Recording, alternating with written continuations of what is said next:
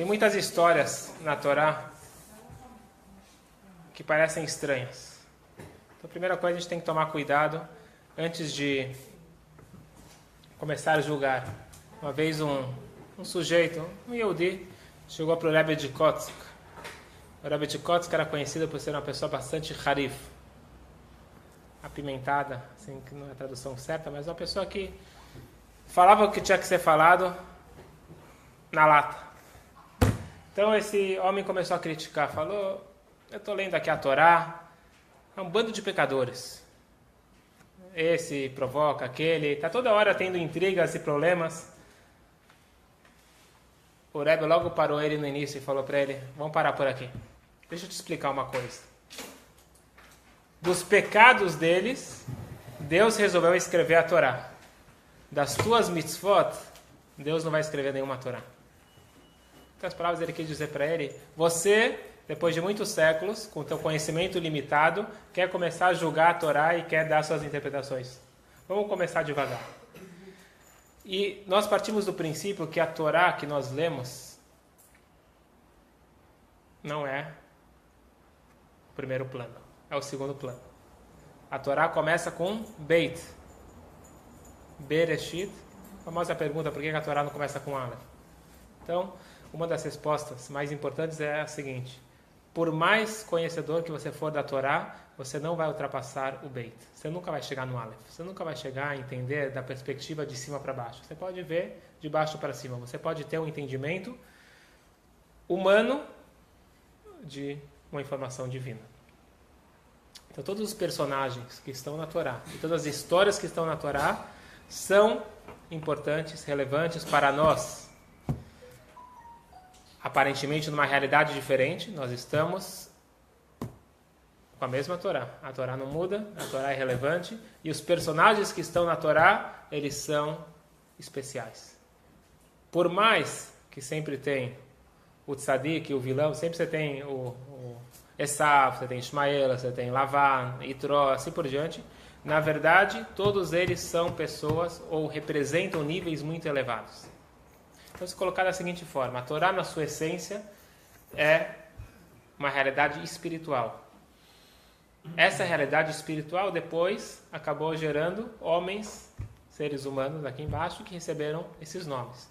Mas, por exemplo, só para dar um exemplo, a gente passou há pouco, Lavan. Lavan é aquele sogro de Jacob, enganador e uma pessoa não muito boa. Mas diz a Kabbalah que Lavan, em hebraico, Lavan é branco, quer dizer que ele representa a cor branca. A cor branca é aquela cor pura. Então ele representa um nível espiritual muito elevado, inclusive mais elevado do que Jacob. Só que quando desceu para o segundo plano, desceu para esse mundo físico, vamos chamar assim, ele não utilizou o seu potencial.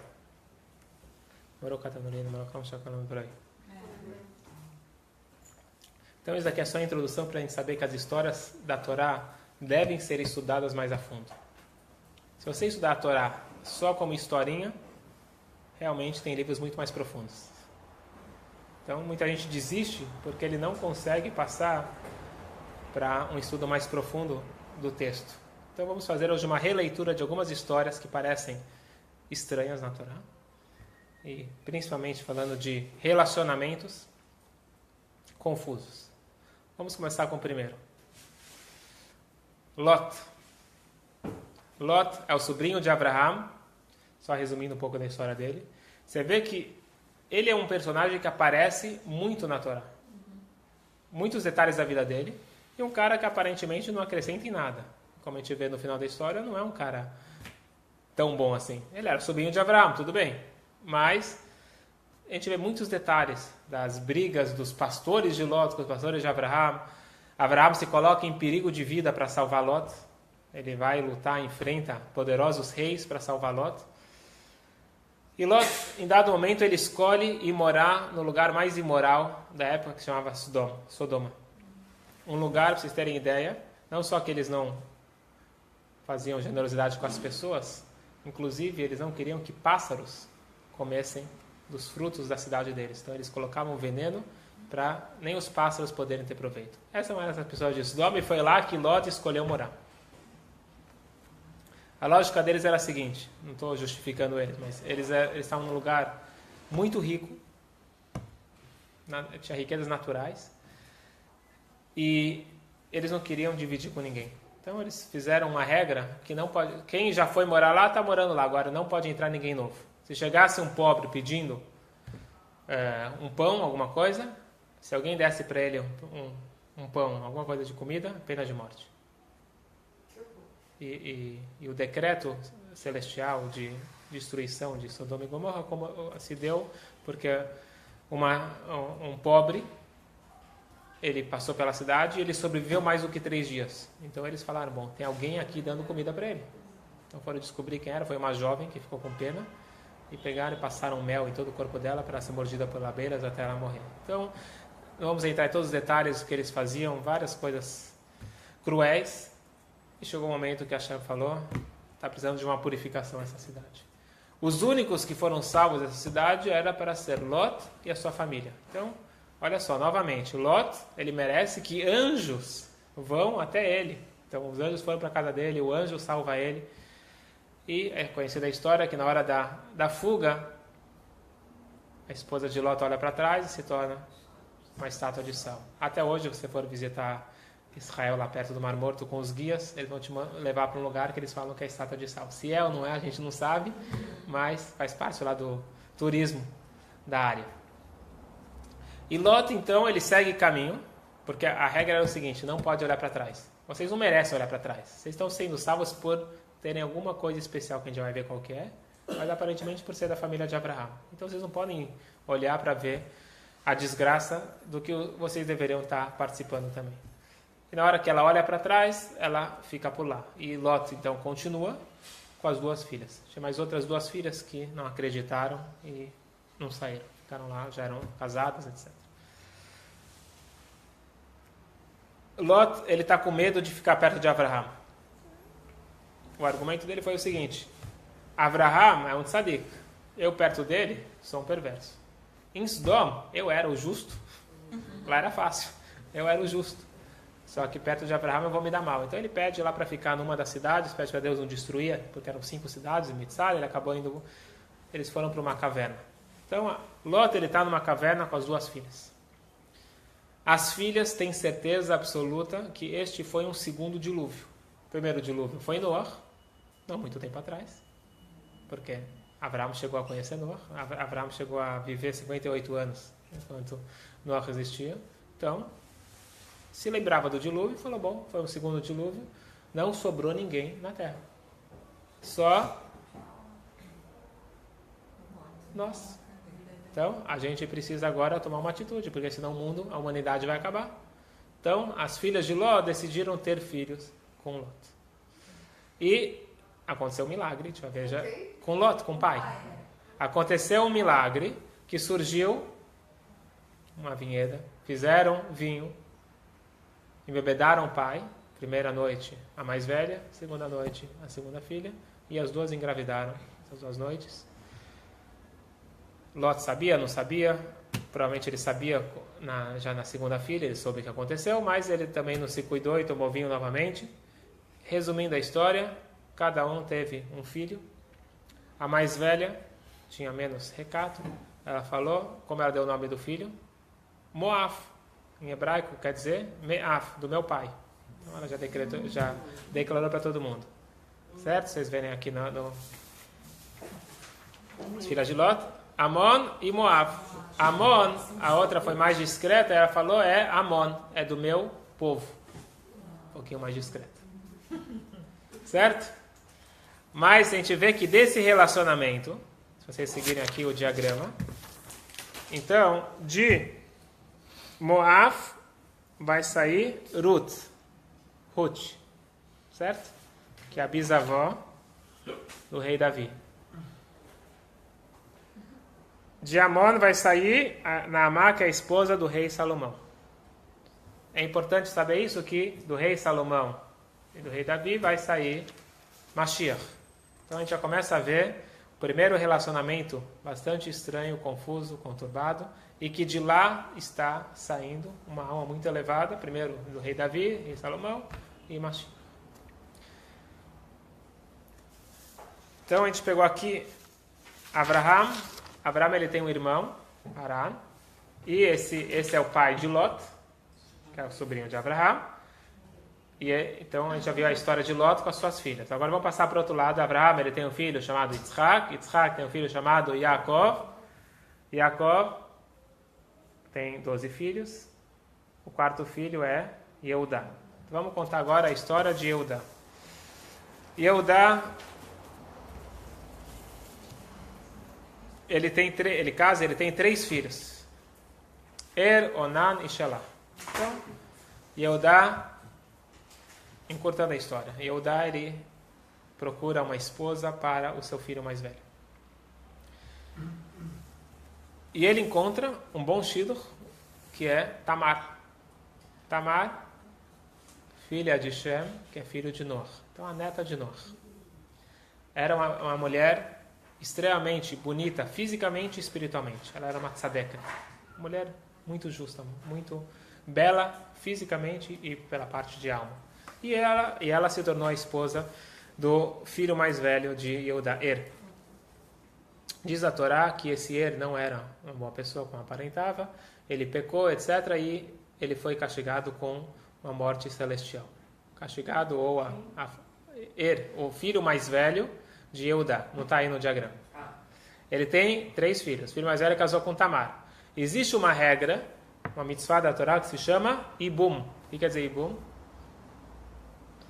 Ninguém conhece? Quando o filho morre, muito bem, tem que casar com um irmão mais novo. Muito bom, muito bom. Então, quando falece alguém sem filhos, então ele casa com a cunhada.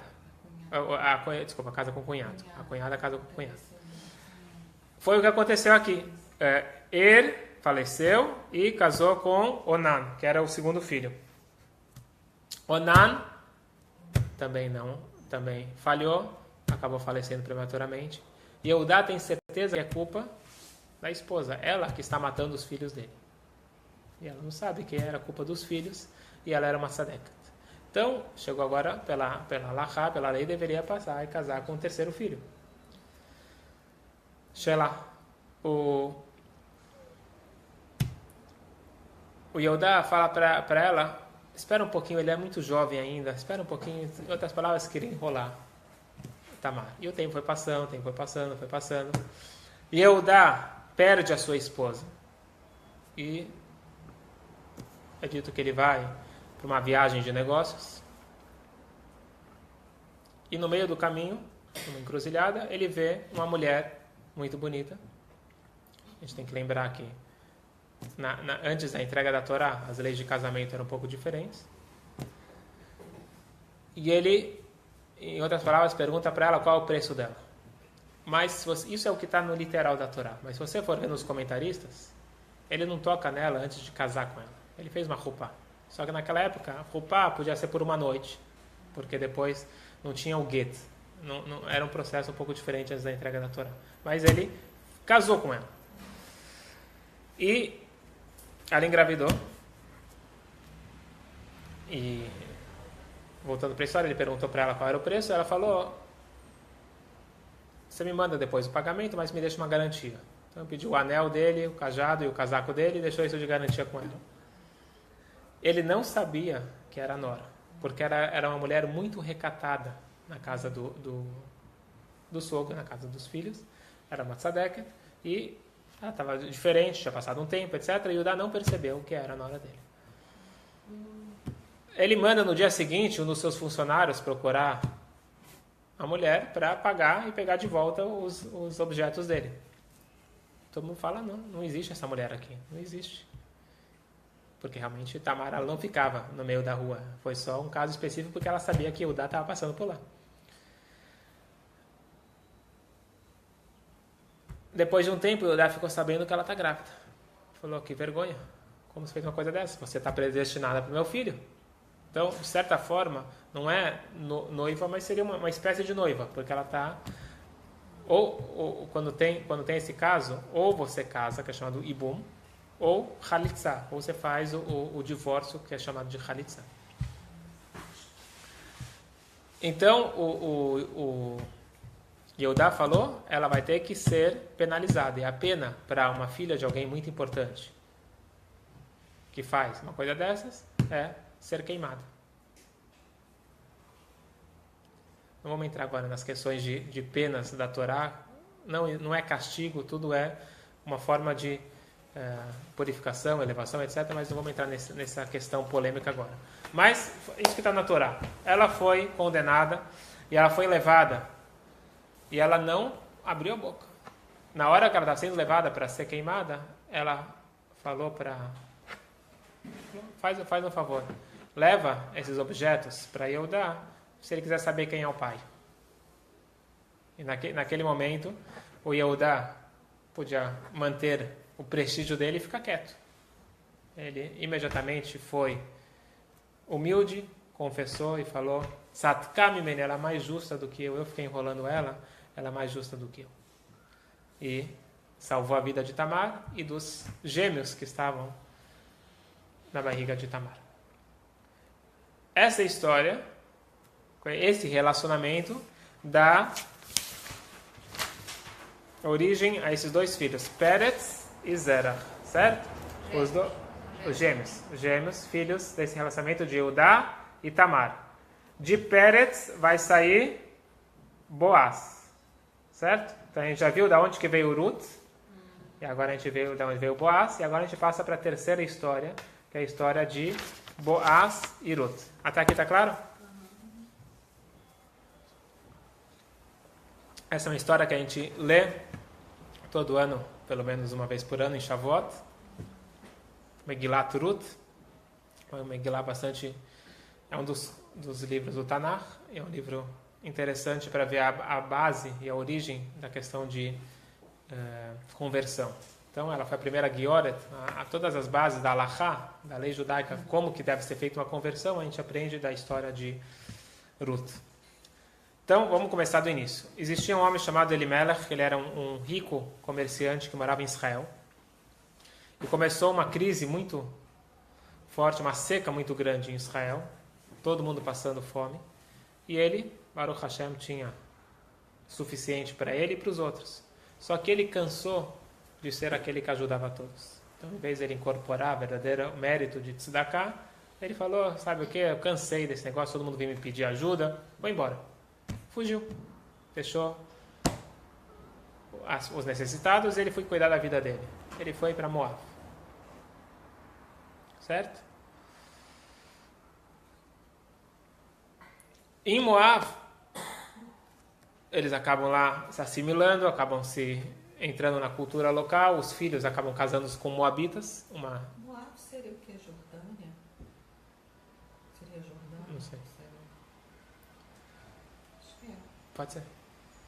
Então, existe uma proibição da Torá de casar com a moabita, mesmo que ela se com Moab. O povo de Moab não pode nem que se converta, casar. Certo? Existe uma discussão no Talmud se a proibição é só para os homens moabitas ou para as mulheres moabitas também. Mas, de qualquer forma, a gente vê que os dois filhos casaram com moabitas e o pai, Elimelech, acaba falecendo. Sobra Naomi com os dois filhos e as duas noras. Os filhos também falecem e sobra Naomi com Orpá e Ruth. Certo? Sobra a sogra com duas noras. A sogra fala, não tem mais o que fazer aqui. Eu vou voltar para Israel. O que eu vou ficar fazendo aqui? Vocês são jovens, vocês podem casar novamente. Vocês fiquem aqui. O que vocês vão fazer em Israel? Israel estão com dificuldade. Vocês são aqui pessoas que podem ser ajudadas. Vocês vão arrumar maridos. Fiquem por aqui. Orpá, uma das noras, ela chora, abraça a sogra, fala tchau e acabou. Ruth tem as famosas frases, fala, aonde você for, eu vou, o teu povo é meu povo. Todas as frases dela mostrando que ela está consciente de tudo que ela vai passar, mas ela está disposta a passar por tudo. Então, lá tem, nas entrelinhas, tem todas as questões que a gente fala para alguém que quer se converter. A dificuldade de ser judeu, a dificuldade de cumprir todas as mitzvot, um povo perseguido, todas as coisas, e ela consciente fala, eu quero isso para mim. Na verdade, ela era de uma família muito nobre, ela era uma família muito importante. E ela percebeu que tinha valores maiores do que honra e dinheiro na vida. Então, ela deixou de lado a idolatria. Na verdade, de certa forma, ela já era, apesar de ser uma moabita, já era alguém que estava procurando o caminho do judaísmo. Então, antes de conhecer, é um fator importante também, antes dela conhecer o filho de Elimelech, Naomi, ela já estava procurando esse caminho, e na hora que, na verdade, ela se aproximou da família porque ela encontrou uma referência de valores. Depois de um tempo, aí acabaram casando. E ela, convicta disso, ela fala para Naomi, eu vou com você. E ela percebe a sinceridade de Ruth, e as duas chegam em Israel, em Beit Lehem. Chegam em Israel, cansadas e com fome. Existe uma lei, várias leis na Torá, que fazem, de certa forma a gente pode falar que são as leis socialistas. As leis, na verdade, o socialismo pegou uma parte boa das leis divinas, que é se preocupar e dividir com aqueles que precisam. Então, todo agricultor, que na época era 90% ou mais por cento da população, todo agricultor, na hora que ele está plantando, está colhendo, etc., existem várias e várias regras e várias contribuições que ele tem que deixar. Uma delas é PA. PA é o canto do campo, tem que deixar para os pobres. Então, Naomi falou para Ruth, eu estou muito cansada, vai procurar alguma coisa para a gente comer. E ela acaba chegando no campo de Boaz. Boaz não era ninguém menos, ninguém mais que o rabino-chefe, vamos chamar assim, ele era o líder espiritual do povo judeu em Israel. E ela pede alguma coisa para comer, e ela logo ele dá para ela e fala, por que você não pega também, espera um pouquinho e pega PA. Falou, o que é PA? Aí explicou para ela que é o canto do campo. Ela foi lá, agradeceu, pegou e está indo embora. Fala, espera, tem leket. O que é leket? Então, leket, quando você está colhendo e cai algumas espigas no chão, você não pode pegar, tem que deixar o pobre. Então, espera que vai cair alguma coisa, você pega para você. Ela pegou, colocou mais na cesta dela, ela está indo, agradece e quer ir embora. Espera, tem shichechá. Shichechá é uma outra, se você foi embora do campo e esqueceu lá um feixe de trigo já amarrado e você deixou no canto, você não pode mais pegar. E assim por diante, tem as leis da oliveira, e cada um tem as suas regras, então tem muitas formas de você conseguir o alimento. Então ele foi foi muito solícito com Ruth. E depois desse Boaz, ele percebeu que Ruth era uma mulher digna. Percebeu? Ela já tinha se convertido, era uma mulher que estava seguindo todas as leis de tzniut, de recato. Então ela estava vestida com recato, ela tinha um comportamento recatado, era uma mulher digna. E o Boaz, ele não estava casado na época, e ele se interessou por Ruth, foi pesquisar quem era ela e propôs casamento. E na verdade existe toda uma história que Naomi falou para ela, vai lá no meio da noite e deita perto dele, etc. Toda uma história assim, novamente estranha. O rabino-chefe lá de Israel, ele não tocou nela, falou, calma aí, a gente precisa casar, vamos esperar até amanhã. Foi feito o casamento. Detalhe, quantos anos ele tinha? 80 anos. Então, naquela noite ela é engravida, e no dia seguinte ele falece. Mais uma história para a nossa lista. E, estão vendo aqui? Ruth e Boaz, eles vão ter um filho chamado Oved, que é pai de Ishai, que é pai de Davi. Certo? Então, mais uma história conturbada. Rubens, está gostando das histórias? Então, por isso que eu fiz questão de dar a introdução. A gente tem que tomar cuidado como que a gente julga as histórias. Tem mais a história de Davi e Batsheva, que também é famosa. E, novamente, os críticos gostam de falar, tá vendo? Tá vendo nada. Diz o Talmud, todo aquele que acha que Davi pecou, está bem enganado. ele não começou a entender o que quer dizer um tzadik. Ah, mas está escrito no texto. Sim, você entendeu direito o texto?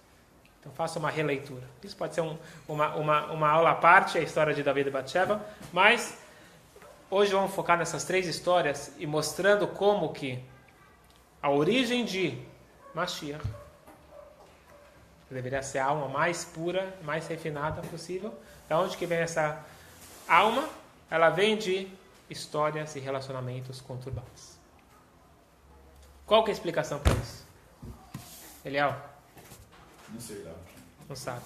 Aproximar de repente. Então a gente vê aqui incesto, adultério e assim por diante. Certo? Histórias que aparentemente são relacionamentos proibidos e vão dar origem a essa alma tão elevada.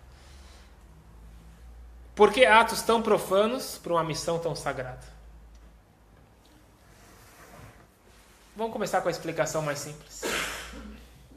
O Hafetz Haim, um grande rabino, um grande mestre, ele traz que, sobre o caso de Eudá e Tamar, o sogro com a nora, e Eudá, o Satan ria, e Eudá saiu envergonhado, porém Deus estava preocupado, criando a faísca que eventualmente se tornaria a forte luz de Mashiach. É isso que o Hafetz Haim fala sobre a história de Eudá e Tamar. Sobre Lot, diz o Zohar, era predestinado que Mashiach viesse de Lot com suas filhas. E por isso que Deus fez o milagre de aparecer lá a vinheta para fazer o vinho, para embebedar o Lot.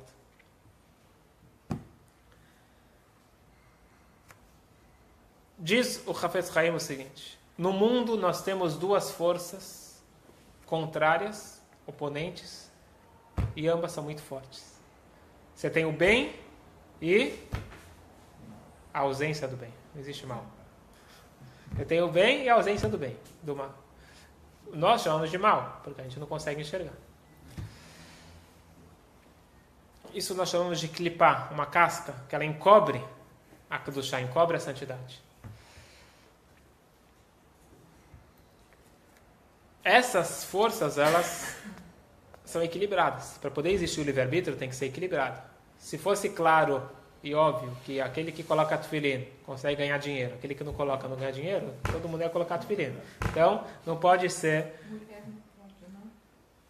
que se mulher ela acende as velas de Shabbat, ela ganha dinheiro. Não é só dinheiro, vamos falar de outras coisas. Mulher não precisa colocar tefilim, para quê? A mulher já está conectada. Mas não precisa. A mulher está conectada sem outro filho. Para ganhar dinheiro? Eu te dou o caminho depois. Depois da aula você me pergunta que eu te falo. Então, primeira coisa é trabalhando. Vamos lá.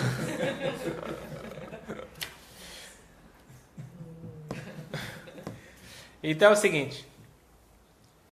Para existir o livre-arbítrio, você precisa de forças contrárias equilibradas. Então, a ausência do bem, que nós chamamos de Sitra Achra, o outro lado, o Satan, o Yetzer Hará, Klipá, são vários nomes que estão todos no mesmo grupo. Essas forças negativas, elas não querem Mashiach. Mashiach significa sinônimo de morte para elas. Uma vez que Mashiach chegar, não vai existir mais a ausência do bem. Não vai existir mais o mal, só vai existir o bem. Então, elas lutam com garras e unhas para que a alma de Mashiach não venha para o mundo. Elas têm força? Deus são mais fortes do que Deus? Não, mas Deus ele criou esse modelo que elas têm que permitir. Tem que passar de alguma forma por elas. Então, como que você convence que almas tão elevadas passem e venham para esse mundo físico? Então, diz o Hafetz Haim, que existe o famoso conceito chamado Shochat la Satan, subornando o Satan. O Satan, quando ele vê que vai nascer, deixa eu colocar essa alma aqui, nesse relacionamento. Um pai com suas filhas. Alguém que vai nascer nesse relacionamento não vai ser Mashiach. Então, posso mandar? Pode mandar. Esse relacionamento você pode mandar. E aí, então é na divisa entre a Kedushá e o que é certo e errado, bem naquela fresta entra uma alma muito elevada. E você vai encontrar vários, que eu não falei agora, mas vários relacionamentos aparentemente não kasher, que vão gerar pessoas muito elevadas. Os pais de Moshe Rabbeinu casaram antes da entrega da Torá, mas depois da entrega da Torá é um relacionamento proibido, porque Yocheved era a tia de Amram. Certo? E a gente vê também Rabi Akiva, Rabi Meir, grandes homens vieram, eles são grandes rabinos, grandes sábios que vieram também de famílias não elevadas. O próprio Avraham Avinu, quem era o pai dele? Um grande idólatra, e assim por diante. A gente vê que almas muito elevadas, não pegue isso como regra, que todo mundo que nasceu de uma boa família é ruim, quem nasceu não é. Mas almas muito elevadas, elas às vezes têm que passar por essas situações aparentemente erradas. E por isso a gente vai encontrar, explicando que Mashiach tinha que vir por esses caminhos, a gente vai entender por que Lot, por exemplo, é tão importante a história dele. A história dele, na verdade, é importante até ele engravidar as filhas. Depois você não escuta mais falar dele. Ele cumpriu a missão dele, esquece Lot. Ele não aparece mais na Torá. Mas até ele engravidar, ele precisa ser salvo. Então Avraham Avinu, ele sabe disso. Avraham Avinu, ele se coloca em perigo de vida para poder salvar Abraham. Para poder salvar Lot. Por isso que os anjos vão salvar, etc. A história, por exemplo, de Yehudá e de Boaz, você começa a ver que tudo acontece no último instante. No último instante. As filhas de Lot achavam que o mundo foi destruído. Quanto tempo elas podiam ficar com essa ideia? Pouco tempo. Mais um tempinho elas iam descobrir que tem mais pessoas. Então, tinha que ser naquele momento. Por um triz, já não iam mais fazer isso, porque elas só fizeram isso porque elas achavam que não tinha mais homem na terra. A história de Yehudá e Tamar, Yehudá, o anjo estava puxando ele para ir embora, ele queria ir embora para casa, ele não era para ele ir para aquele caminho. O anjo empurrou ele, então foi uma forçação para ele ir, que no último momento ele podia não ir atrás de Tamar. E a história de Boaz, ele faleceu no dia seguinte, então foi no último instante novamente. Então a gente vê que quando é para acontecer, acontece.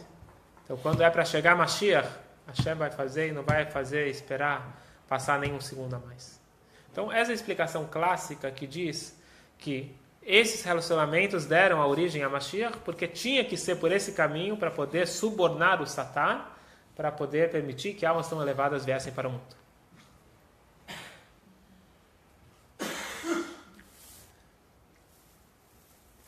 Mas agora deixa eu passar para a explicação um pouquinho mais profunda.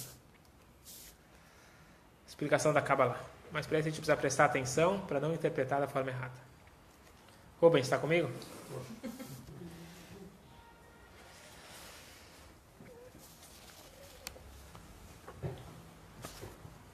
Existe um conceito que se chama Ichudim.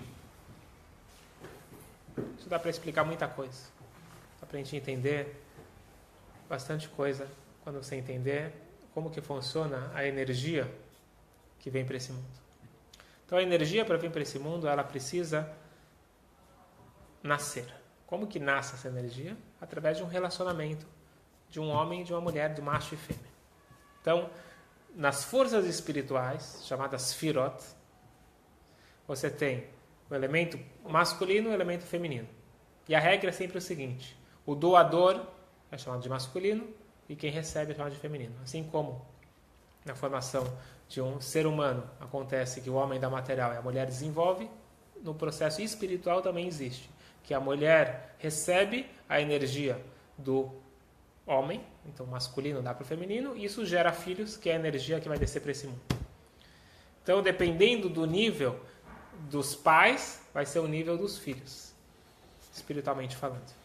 Então, se você, quem conhece um pouquinho das Sfirot, você tem uma união de Chokhmah com Binah, tem um nível de filhos. Tem uma união de Chesed com Vorá, é outro nível de filhos. Então, por exemplo, por que o Shabat é mais especial? Porque no Shabat A energia, ela vem de um relacionamento mais sagrado, mais elevado. Então aí você vai ver as diferenças do Shabbat, do Yom Tov, Yom Kippur, dia de semana. Cada dia você tem a energia que está vindo. Nós sabemos isso por informação, que a Kabbalah nos informou o que acontece e qual que é a energia de cada dia.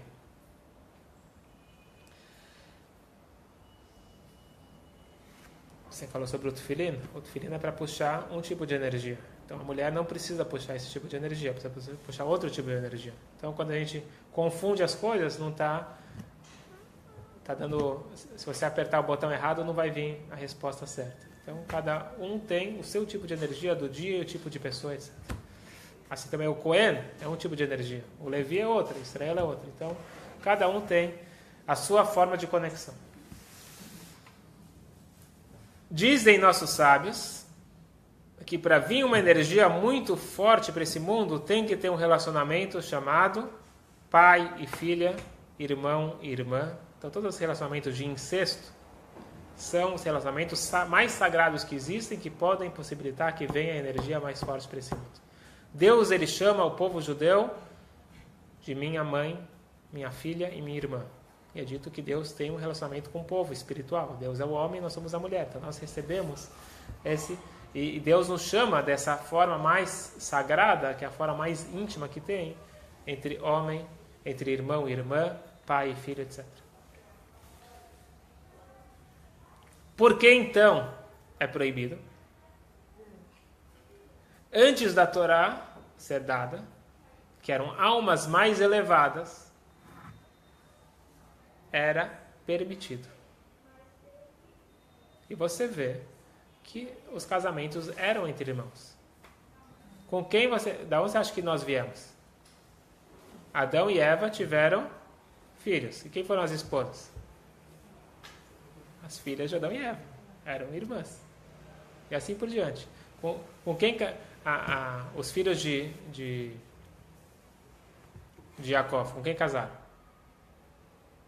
A Torá não fala em detalhes, mas dizem que também nasceram outras irmãs, porque a Torá relata o que é importante para a história. São os 12 tribos, e Diná, que na verdade era para ser homem, virou mulher, é quem a Torá relata, mas tiveram outras mulheres. E dizem, tem muitas versões, que eles casaram com as irmãs. Então, antes da Torá ser dada, era permitido e era um relacionamento muito elevado. No momento que as gerações começaram a descer de nível, no momento que algo muito sagrado vai parar num lugar errado, então essa força é pervertida. Então, a gente tem que tomar cuidado com isso para entender o seguinte, que coisas muito elevadas, se não feitas da forma correta, elas são pervertidas e se tornam uma coisa ligada a clipar, ligada às forças negativas.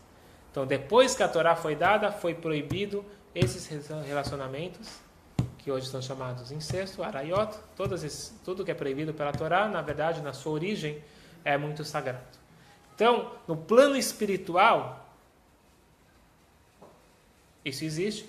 No plano físico, só foi permitido antes da entrega da Torá. Então, se você for parar para analisar essas histórias todas que aconteceram, aos nossos olhos, para a nossa realidade, são proibidas. Naquela realidade, não eram proibidas e pelo contrário. Então, Lot com as suas filhas, Yehudá com a sua nora, e Boaz com Ruth, e Batsheva, etc. Todos esses aqui são relacionamentos de almas muito elevadas que precisavam acontecer.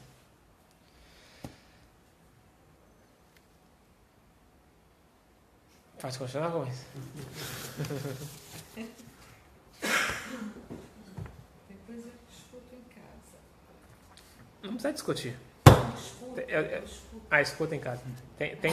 Tem que tomar muito cuidado para não tirar do contexto que eu estou falando. Então, depois que a Torá foi dada, é proibido em todas as leis. Não existe nenhuma permissão, pelo contrário. Então, tudo que está prescrito na Torá como proibido é muito grave, muito sério e nocivo, fisicamente e espiritualmente. Nós estamos falando de um conceito espiritual que era permitido e incentivado antes da entrega da Torá, que era outro nível de alma, outro contexto. Certo? Mas então, teoricamente, Não era tudo permitido. Não, assim. Nesse tipo de relação, uma questão à parte. A diferença antes da entrega da Torá e depois da entrega da Torá, mas essa explicação cabalística, então a explicação simples coloca uma coisa negativa. É igual você dar um passo para trás para dar 2 para frente. Então vale a pena ir num relacionamento errado, estranho, para poder permitir que a alma elevada venha. Essa é uma explicação negativa. A explicação positiva é, justamente por ser uma alma tão elevada, veio de um relacionamento tão sagrado, tão elevado. E o Satã, que você quiser chamar, clipar, essa força negativa, ela faz de tudo para almas muito elevadas se desviarem do caminho. Então, uma vez o Rebbe Marash, o quarto Rebbe de Lubavitch, ele avisou os seus alunos que ele ia para Paris. Então, ia sair da Ucrânia para ir para Paris. Um Rebbe que o tempo dele era extremamente contado, ele viveu muito pouco, foi Rebbe muito pouco tempo. Ele sabia, provavelmente, que ele tinha pouco tempo, por isso que ele fazia tudo muito rápido. E ele achou importante ele sair da Ucrânia para ir para Paris. Ele vai para o hotel mais chique da cidade, o Hotel Alexander, pede a suíte mais cara, que era no andar do cassino. O Rebbe, os alunos olhando o que o Rebbe está querendo. O Rebbe imediatamente vai para o cassino, senta do lado de um jovem, fala para ele, um germano, jovem, e aí nesser metamtem etalev etamol. É dito que o vinho não kasher, ele entope a mente e o coração. Então esse conceito de entope, espiritualmente funciona assim. Às vezes você quer explicar para alguém uma coisa espiritual e ele está tapado. Quer dizer, ele não consegue apreciar uma coisa espiritual. Ele só sabe falar de coisas mais baixas. Por quê? Porque ele está entupido. Os canais estão entupidos. Então existe entupir o coração, que é menos grave. É quando você entende o que é certo, mas não consegue implementar. E o mais grave é quando você nem consegue entender. Você está com a mente entupida. Então, em geral, comida não kasher, vinho não kasher, isso daqui entope as conexões espirituais. Então, o Rebbe falou para ele algumas vezes essa frase. Vinho não kasher vai entope a mente e o coração. E o Rebbe ficou muito emocionado, muito tocado. E o Rebbe saiu e foi para o quarto dele. E esse homem começou a chorar e seguiu o Rebbe. Pediu para entrar no quarto do Rebbe. Eles ficaram algumas horas conversando. E resumindo a história, esse homem fez tchuvá e ele é um patriarca de uma família muito grande, muito famosa, família Klein, que até hoje tem vários descendentes. Então, o Rebbe depois explicou para os seus Hassidim por que ele fez questão de deixar tudo e ir atrás desse homem. Tem vários que talvez ele precisaria chamar atenção. Porque ele viu na sua visão, ele explicou o seguinte: esta é uma alma muito elevada que veio para o mundo, e o Satã, a Klipá, o lado negativo, logo pegou ele, não está deixando ele expressar o seu potencial. É uma alma que fazia muito tempo que não via para o mundo uma alma tão forte. E eu achei importante salvar essa alma. Então, ele foi lá para resgatar essa Neshama. Todas as almas são importantes, mas tem algumas almas. Então, quanto mais forte a alma, mais forte a força contrária. Então, por isso que uma vez alguém chegou para o Rebbe e falou: desculpa, mas isso não é para mim. Se o Rebbe soubesse o Yetzer Hará que eu tenho, soubesse como é difícil a minha luta interna, o Rebbe não ia ficar cobrando de mim. Ele falou: é justamente por isso. É justamente por isso. Eu duvido que existe alguém elevado que não tenha um Yetzer Hará forte. Para você ser elevado espiritualmente, você precisa ter uma força contrária equivalente. Então, se você acha que você tem um Yetzer Hará muito forte, é uma ótima notícia. Significa que teu lado positivo também é extremamente forte. Então vale a pena você lutar e seguir em frente. Fala, Rubens. Mas também existe alma elevada vindo de almas elevadas também, né? Exatamente. Bem colocado. Você está contando só a história? Não. Eu não falei dos pais dele. Eu falei que essa é uma alma... Não, no geral, não. No geral. No Com geral, certeza. também existe. Com certeza. Na verdade é o seguinte. Na verdade é o seguinte. Nós temos alma, nós temos roupagem da alma e nós temos caráter. Não, nós temos alma, roupagem da alma e comportamento. Certo? Ou seria alma, caráter e comportamento. Assim que explica a Kabbalah. Você tem a Neshama, você tem o Levush, a roupagem da alma, e você tem depois o seu comportamento. A alma independe dos pais. Então, podem ser os pais mais elevados, vão ter uma alma baixa. Podem ser os pais mais baixos, vão ter uma alma elevada. Então, a alma independe dos pais. Os pais contribuem para o levush. Levush é a roupagem da alma. Que nem a gente, nós não somos a nossa roupa, mas eu preciso da minha roupa. A roupa não seria só a roupa física, é a minha forma de expressão, de contato, pensamento, fala, ação. Então, a roupagem ela é importante. A roupagem da alma ela é muito importante. Então, de acordo com a santidade, na hora da concepção dos pais, a santidade dos pais, a forma que eles se comportam, de acordo com como que a Torá orienta, como que tem que ser o momento da intimidade. Então, esse comportamento, pensamento dos pais no momento da concepção vão formar o tipo de levush, o tipo de vestimenta da alma, que ela acaba ajudando ou atrapalhando aquela alma. Então, os pais são muito importantes para criar o levush, criar o vestimento. Depois, comportamento, você é influenciado pela educação que você recebe dos seus pais e da sociedade como um todo. Comportamento você pode mudar, caráter é muito difícil e a alma é impossível. Então, sim, lógico que você tem que se preocupar em formar e criar da melhor forma o seu filho. Mas o nível de alma, ninguém sabe. E por isso que na hora que você fala, você quer desprezar alguém, você nunca sabe quem tem uma alma mais elevada ou menos elevada. Então ninguém é melhor, pode se considerar melhor ou pior, mas uma coisa é certeza. Nós temos que fazer o nosso esforço para poder gerar os melhores filhos possíveis. Mas ao mesmo tempo saber que às vezes acontece que almas muito elevadas vêm de um relacionamento, às vezes não muito convencional, ou não de uma forma muito convencional, ou pais que não têm um comportamento exemplar, mas esse é o caminho que é usado para almas muito elevadas e para esse mundo físico.